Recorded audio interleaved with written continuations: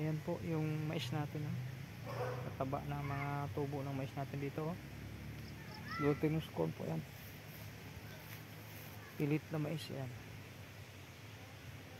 Meron ditong dalawang puso, ayan dalawa yung puso niya, dalawa. Taba talaga ang tubo ng mais dito.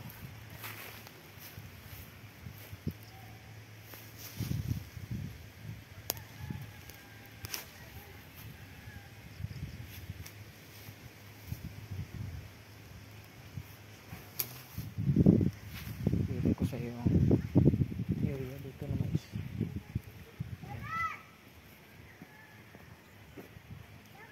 Nagsimula pa lang siya na banay. Siguro mga next month ito may puso na lahat yan.